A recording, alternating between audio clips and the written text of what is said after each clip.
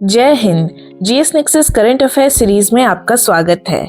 आज के भाग में हम प्रधानमंत्री अनुसूचित जाति अभ्युदय योजना के बारे में जानेंगे। शुरू करते हैं खबरों के साथ।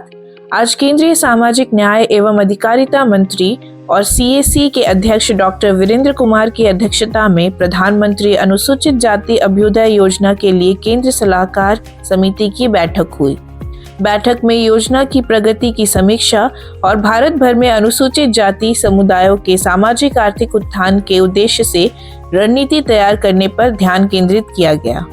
पीएम अजय योजना क्या है, इसे जानते हैं।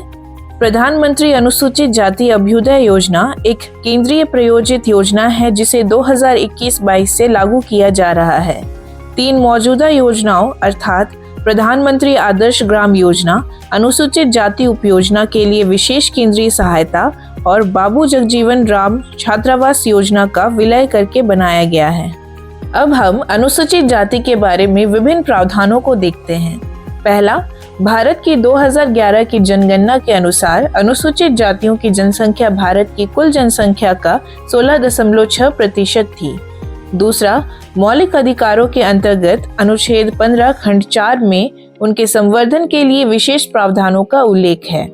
तीसरा, राष्ट्रीय अनुसूचित जाति आयोग भारत के संविधान के अनुच्छेद 338 के तहत स्थापित एक संवैधानिक निकाय है जिसका उद्देश्य भारत में अनुसूचित जातियों के कल्याण की रक्षा और संवर्धन करना है।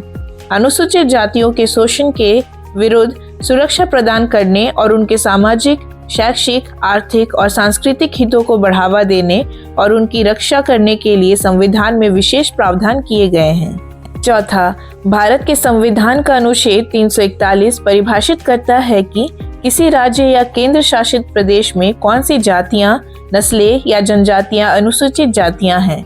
भारत के राष्ट्रपति इन समूहों को नामित कर सकते हैं, लेकिन संसद बाद में इन्हें जोड़ या हटा सकती है।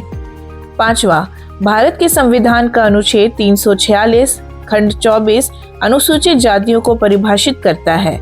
इसमें कहा गया है कि अनुसूचित जातियों में जातियां, नस्लें, जनजातियां या इनके हिस्से का समूह शामिल है।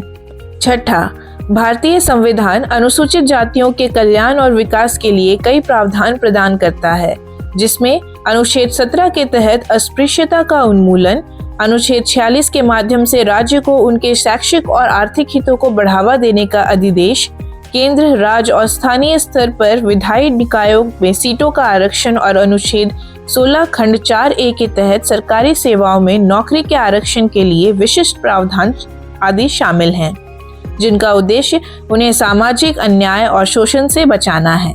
सातवां, इसके अतिरिक्त नागरिक अधिकार संरक्षण अधिनियम 1955 और अनुसूचित जाति और अनुसूचित जनजाति अत्याचार निवारण अधिनियम 1989 को उनके अधिकारों की और अधिक सुरक्षा करने और उनके खिलाफ किए गए अत्याचारों को दूर करने के लिए अधिनियमित किया गया था।